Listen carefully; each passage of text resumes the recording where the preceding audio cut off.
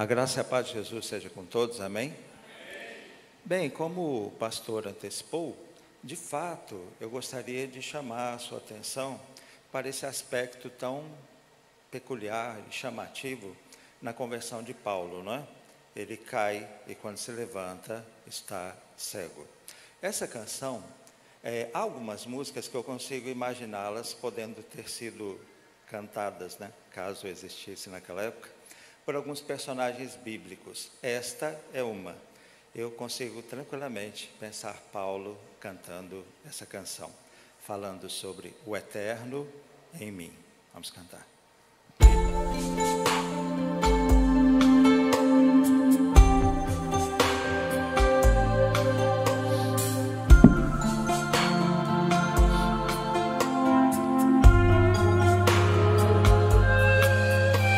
Ninguém jamais explicará porque em meio a tantas dores minhas lágrimas brilham na face enquanto os meus lábios riem. Ninguém jamais explicará porque em meio a confusões meus joelhos beijam a terra e se dobram em rumo a Deus. Ninguém jamais explicará a paz que surge em meio à dor, a alegria no meio da dor, o choro que surge por ter o Senhor. Ninguém jamais explicará a paz que surge em meio à dor, a alegria no meio da dor, o choro que surge por sentir o Senhor. Eu sinto o Espírito sendo a visão do meu olho. Eu sinto o amor e o perdão curando minha vida. Eu sinto a mão de Jesus segurando a minha mão. Eu sinto o Senhor sofrendo as dores comigo. Eu sinto o Eterno enxugando bem dentro dos olhos. Eu sinto a força do sangue vertido na cruz. Eu sinto o Espírito com óleo ungindo meu corpo. Eu sinto o Senhor sofrendo as dores comigo. Ninguém jamais explicará a paz que surge em meio à dor, a alegria no meio da dor, o choro que surge por ter o Senhor. Ninguém jamais explicará a paz que surge em meio à dor, a alegria no meio da dor, o choro que surge por sentir o Senhor.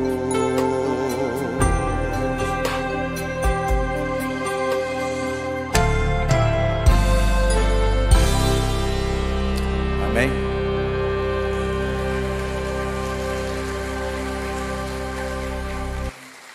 Agora vamos nos valer de um recurso de acessibilidade, se chama ledor, é quando uma pessoa lê para uma pessoa cega. É o que eu vou pedir que o pastor faça, convidando vocês a abrirem Atos capítulo 9, os versos de 1 a 19, a conversão de Paulo e a visita que ele recebe de Ananias. Amém?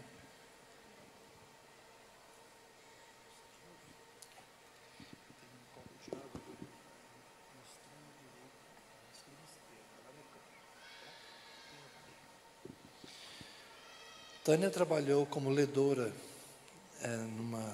para uma irmã que precisava prestar concurso. Tânia fez um curso e fez esse trabalho voluntário durante algumas tardes. Quase que eu chamo ela aqui agora. Ela é ledora treinada. Saulo, respirando ainda ameaças e morte contra os discípulos do Senhor, dirigiu-se ao sumo sacerdote e lhe pediu cartas para as sinagogas de Damasco, a fim de que, caso achasse alguns que eram do caminho, tanto homens como mulheres, os levasse presos até Jerusalém. Enquanto seguia pelo caminho, ao aproximar-se de Damasco, subitamente uma luz do céu brilhou ao seu redor. Ele caiu por terra e ouviu uma voz que lhe dizia: Saulo, Saulo, por que você me persegue? E ele perguntou: Senhor, quem é você? E a resposta foi: Eu sou Jesus, a quem você persegue. Mas levante-se e entre na cidade, onde lhe dirão o que você deve fazer.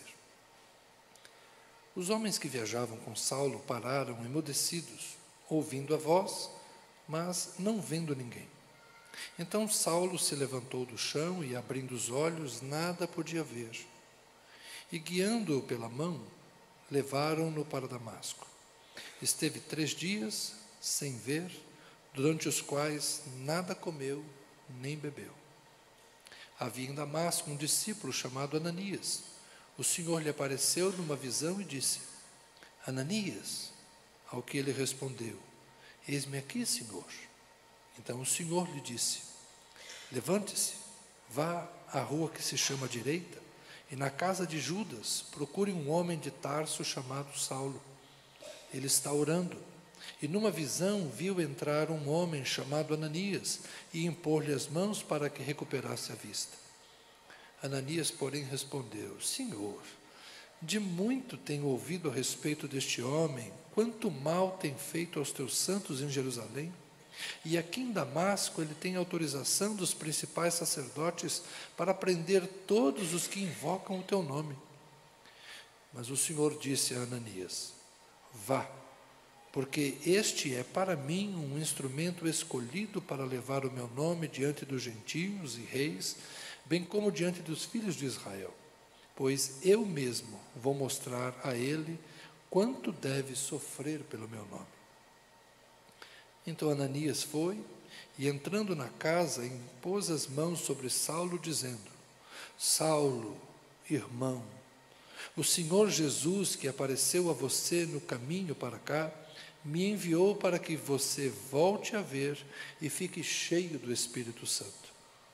Imediatamente caíram dos olhos de Saulo umas coisas parecidas com escamas, e ele voltou a ver.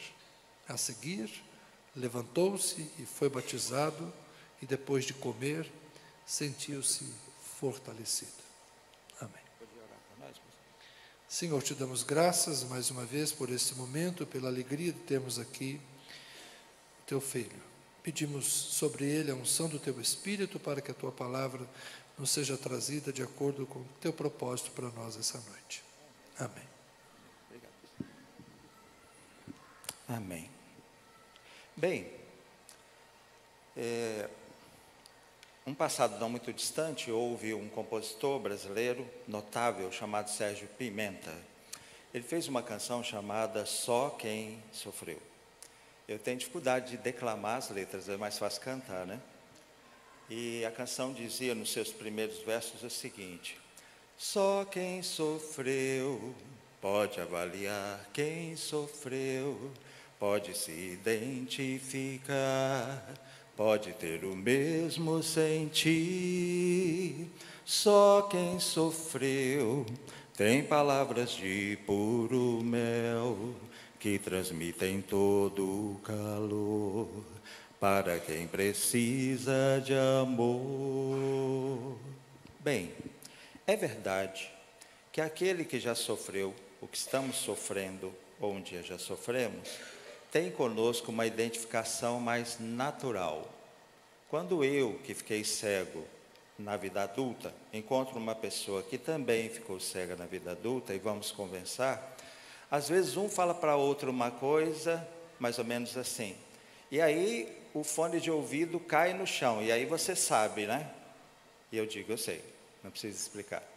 A gente sabe que quando você tem um fone de ouvido, que você usa para ouvir o celular, e informações, não é música, e ele cai no chão, é uma situação das mais complicadas, porque ou você coloca os joelhos no chão para achar esse negócio, ou corre o risco de alguém vir e pisar em cima do seu fone, e aí está tudo mais complicado. Mas não precisa explicar nada disso um para o outro. Quando ele fala assim, sabe quando o fone cai no chão? Eu falo, eu sei. Mas isso não significa que você, que não sofreu o que alguém está sofrendo, tenha limites que lhe impeçam de ter empatia e identificação também. Não fosse isso, Paulo não teria dito, chorai com os que choram. Todos nós, nesse trabalho e nesse exercício da empatia, temos limites e possibilidades. E aquilo que as nossas possibilidades não alcançam e os limites nos são impostos, o Espírito Santo de Deus completa. Mas é natural que ao pensar em Saulo, que ao se levantar se viu cego, sendo ele um homem adulto, eu tenho mais facilidade de entender algumas coisas que muito provavelmente tenham passado por sua mente. Porque nós, quando passamos por uma situação como essa, enfrentamos situações adversas muito semelhantes e muito comuns, dada a situação. E é sobre isso que eu gostaria de pontuar com vocês alguns aspectos aqui. Interessante que a minha identificação com Saulo, e vamos falar Paulo, melhor, ela é maior porque há distinção entre quem nasceu cego e quem ficou cego na vida adulta. É bom vocês saberem para poderem entender melhor a amplitude da experiência de Paulo. A pessoa que nasce cega, ela não perdeu absolutamente nada. Ela nunca teve. Imagina um peixe nadando no mar. A gente olha e pensa, seria maravilhoso poder respirar debaixo d'água. Nenhum de nós já teve isso. Nós não perdemos a capacidade de respirar debaixo d'água. A gente nunca teve. E por isso a gente vive muito bem sem isso. A gente se vale de algumas adaptações e fica debaixo d'água com um cilindro de oxigênio. Tudo bem. Mas a pessoa que perdeu a visão, por exemplo, ela se ressente daquilo que ela sabe que teve um dia e não tem mais. Até porque o sentido da visão, ele é absolutamente extraordinário.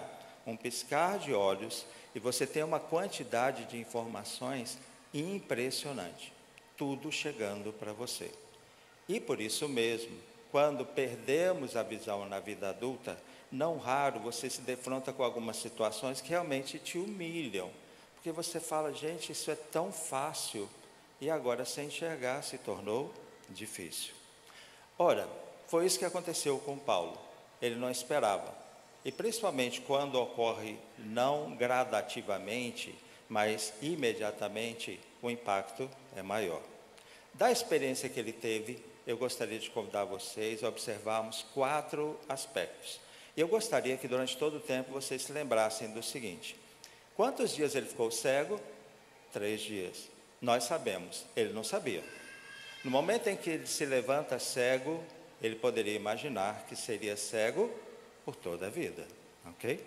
Bem, o primeiro aspecto é considerar que, para a ampla maioria das pessoas que sofrem um trauma, passam por uma tragédia, passam por uma perda brusca, como Paulo, há um sentimento que tem a ver com a sua própria consciência, em função de ser uma pessoa que comete pecados e falhas. A pessoa que não considera sequer a existência de pecados ou que não crê em Deus, ela imediatamente não pensa que possa ser que Deus a esteja castigando. Ela apenas pode permitir-se essa dúvida. Já aquele que crê em Deus, ele tem uma inclinação natural de ver se revelar em momentos assim um sentimento de culpa, porque ele olha para trás e, sem fazer muito esforço, vai se lembrar de coisas que ele fez que desagradaram a Deus, as quais não trouxeram consigo consequências dolorosas, algumas sequer alguma pessoa sabe além de Deus, e ele pode se questionar: será que Deus está me castigando com isso? Será que agora chegou o castigo?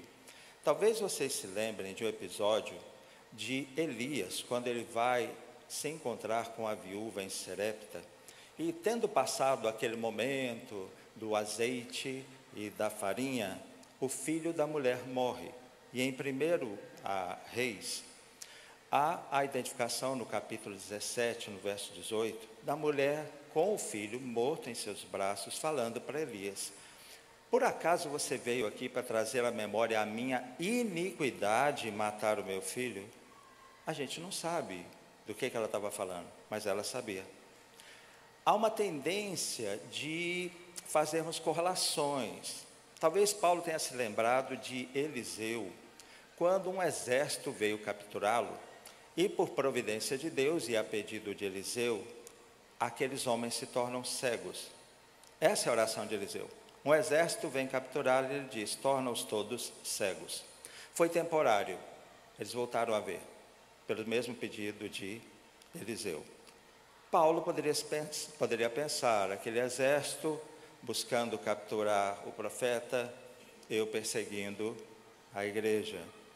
Muita coisa vem na mente da gente, mas é natural que essas coisas surjam, até porque o pecador, nem sempre ele é um ser quebrantado. Talvez você já tenha visto alguém que, tendo deixado a prisão, cumprido uma pena longa, diga: paguei o que eu devia à sociedade. Como se fosse tão simples assim. Talvez ele tenha matado alguém. Passar 30 anos na cadeia paga isso, resolve isso. Mas o pecador, ele acha que se ele puder pagar pelo erro, é melhor. Isso não arranha o seu orgulho. Mas aquele que se quebranta diante de Deus, terá uma percepção totalmente diferente. Paulo era da seita dos fariseus. Os fariseus, eles entendiam que era possível a eles ter um controle praticamente total sobre agradar ou não a Deus. Bastava olhar a lei. Você vê o que a lei diz. Você demonstra e pratica obras que revelam que você fez o que a lei diz. Assim você agradou a Deus. Expectativa, bênçãos, recompensa. Se você não cumpriu o que a lei diz, se as suas obras revelam que você desagradou a Ele, é muito provável que você vai sofrer as consequências do pecado, que a mão de Deus possa pesar sobre você. Portanto, Deus apenas reage. O que o judeu faz, o que o fariseu faz, Deus a isso vai reagir. E é muito provável que ele, tendo em vista o que ocorreu naquele momento, quando ele percebe o que de fato estava fazendo, que ele podia reconhecer todo o mal praticado, e em 1 Timóteo, capítulo 1, ele diz isso, ele fala: sendo eu o principal dos pecadores. Aí você fala: mas que pecado ele fez? Era a memória dos pecados do passado. Não é raro que isso aconteça conosco. A gente se apressa em considerar que, se estamos sofrendo, Deus está nos castigando. Mas não se apresse em momentos de dor, em momentos de sofrimento, em pensar assim. Porque se Paulo vinha trabalhando a sua religiosidade na base de leis e obras, aquele que se revelou a ele, vocês lembram, o diálogo foi curtíssimo, não fez questionamentos, nada mais. Aquele que conhece os corações se revela a ele acolhendo. Ele trabalha com graça e amor. E a graça é aquilo que se estende a nós, não com base no que fizemos ou não. A graça perdoadora considera que, ao reconhecermos quem somos e como estamos, reconhecemos a necessidade de salvação.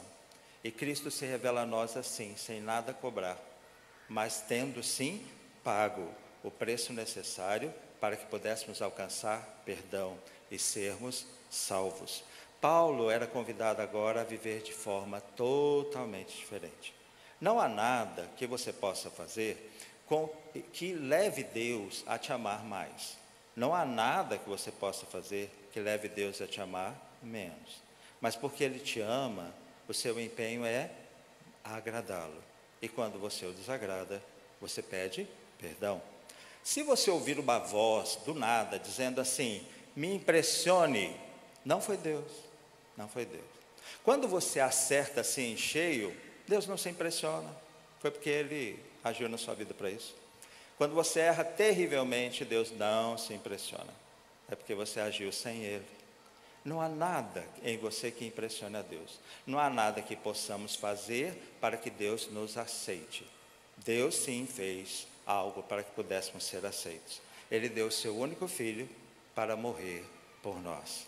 Ele nos amou tanto que deu o seu filho para que todo aquele que nele crê não pereça, mas tenha a vida eterna.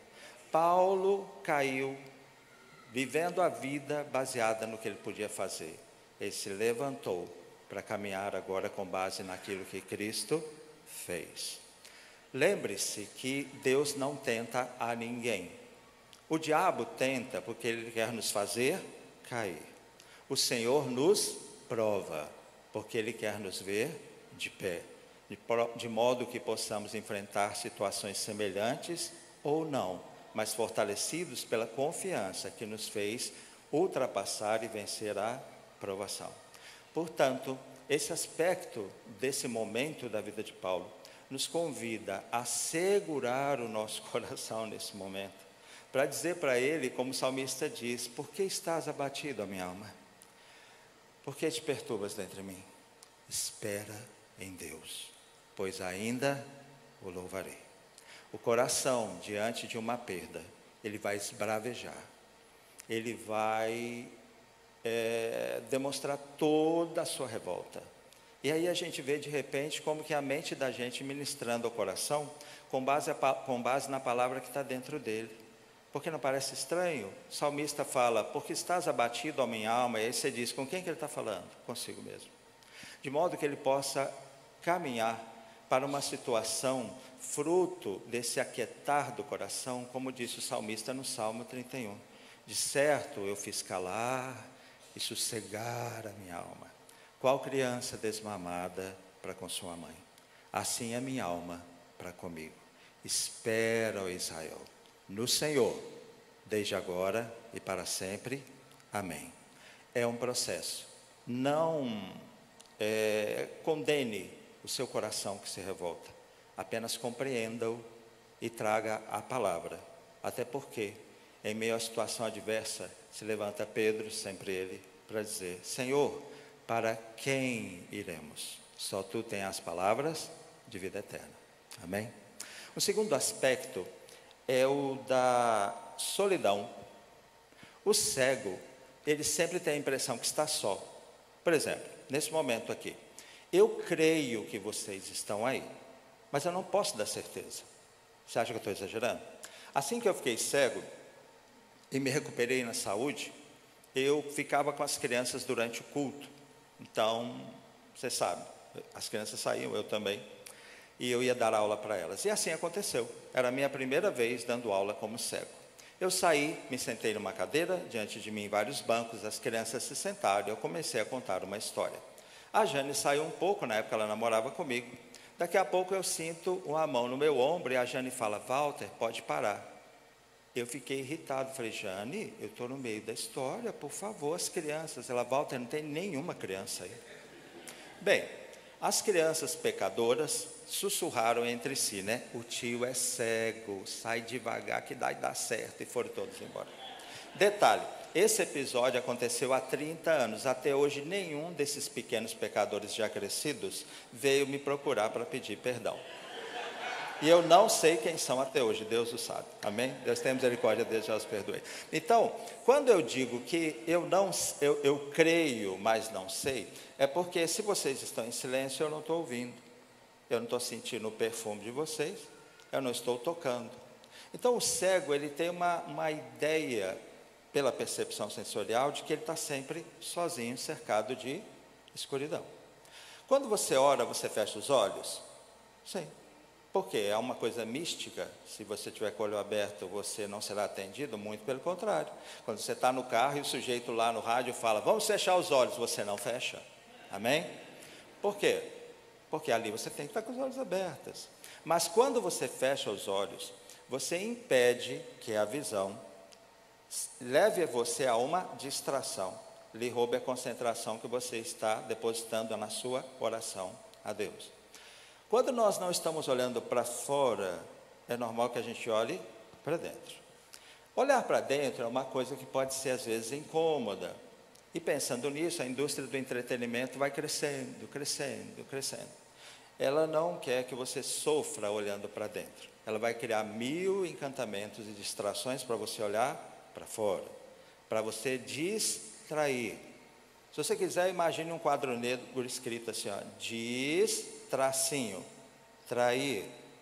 Essa é a ideia. Enquanto ela conseguir te levar para longe dos seus dramas e conflitos, ela consegue, assim, tudo que ela precisa de você, a atenção. E talvez por isso, nesse tempo que vivemos, a gente se dedica muito pouco à meditação, à reflexão. Com Paulo, não foi assim.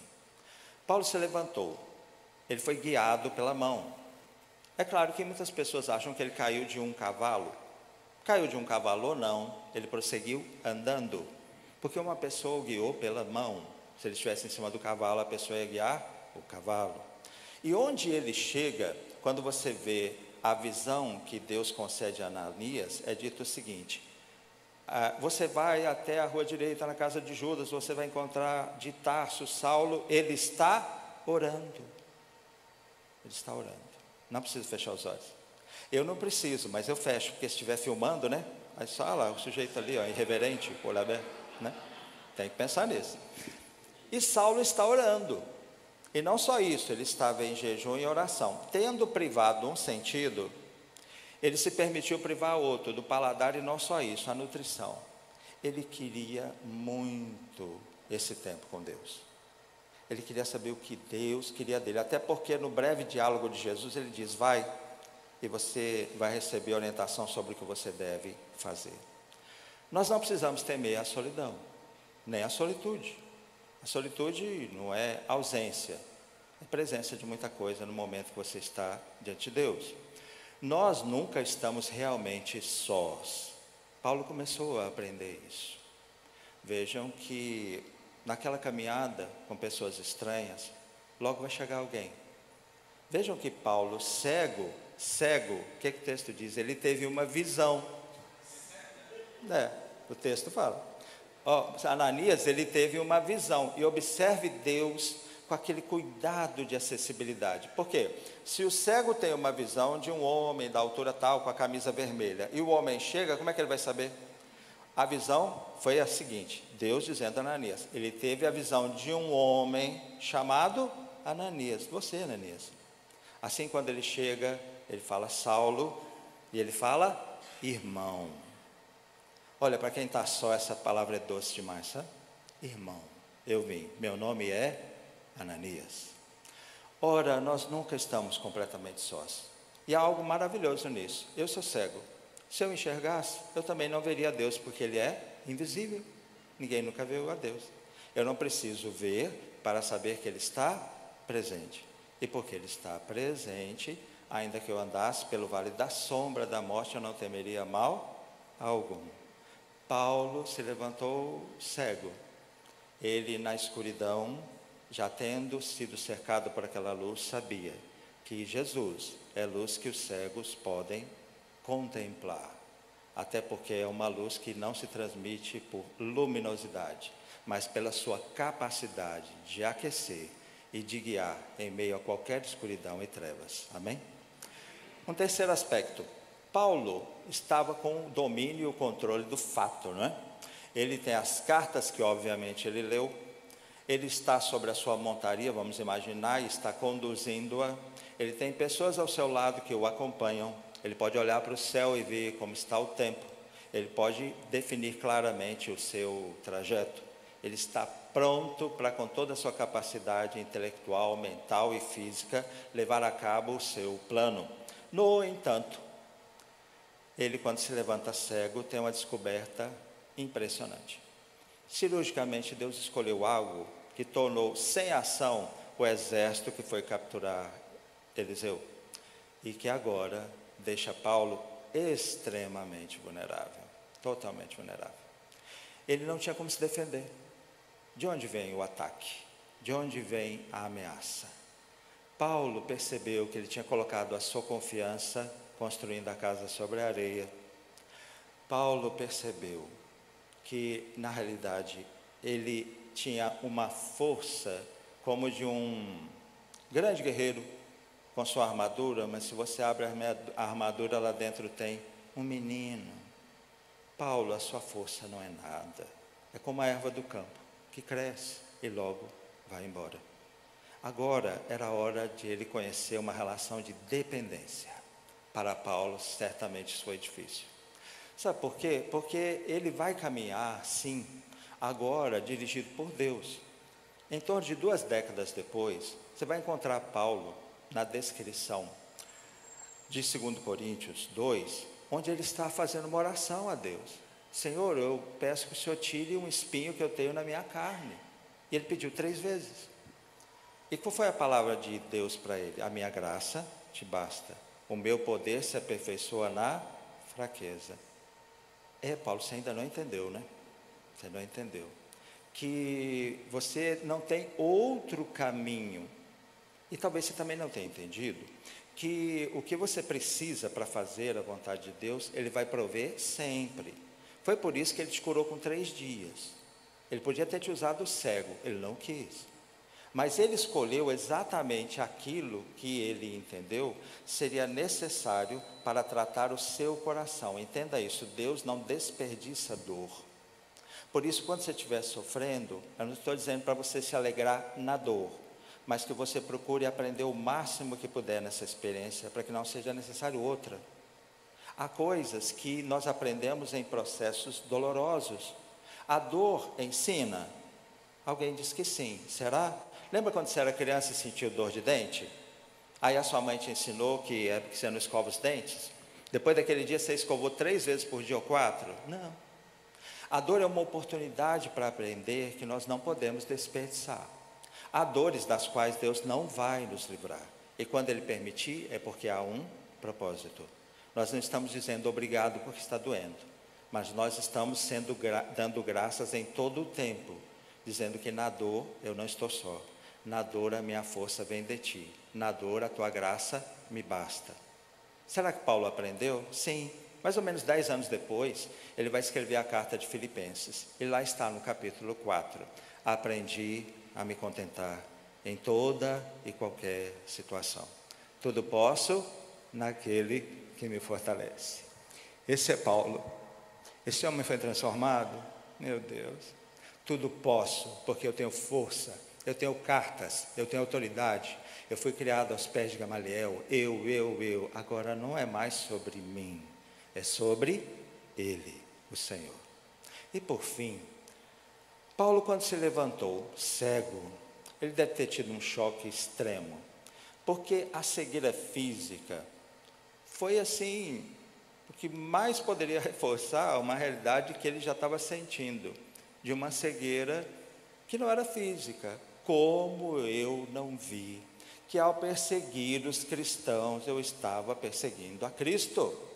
Porque quando Jesus se revela a ele, Saulo, Saulo, por que tu me persegues? O que ele vai dizer? Ele vai dizer, Senhor, quem és tu? Que ingenuidade, Paulo. Você estava sinceramente e totalmente enganado. Você achou que seguindo os membros do corpo, cuja cabeça é Cristo, você não estava perseguindo a Cristo. Saulo, quando você enxergava, é que você estava cego.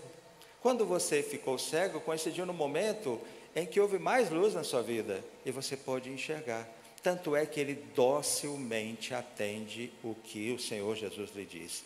Ele caminha para Damasco e lá ele chega. E ali ele tem a visão de um homem. E aquele homem vai até ele. E ele é curado. E aí ele se alimenta. E agora ele está fortalecido.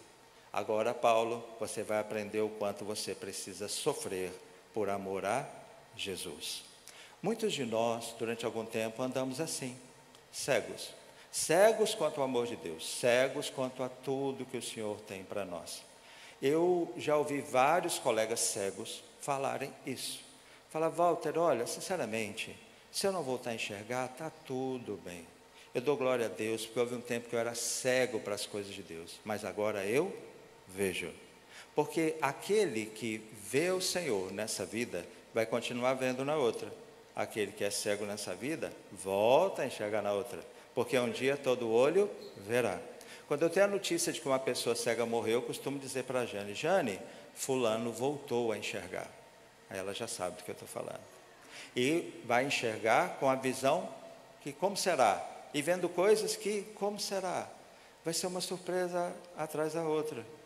Ora, o final da música do Sérgio Pimenta, ele diz assim: e ele morreu, e até a própria morte venceu, mostrando amor capaz de atender a todo homem. Eu não sei de onde você veio, não sei quanto tempo você andou cego, mas talvez essa canção, que talvez vocês conheçam, retrate o que Deus fez na sua vida, ou o que pode fazer na sua vida hoje. Lembra? Oh, quão cego eu andei e perdido vaguei, longe, longe do meu Salvador.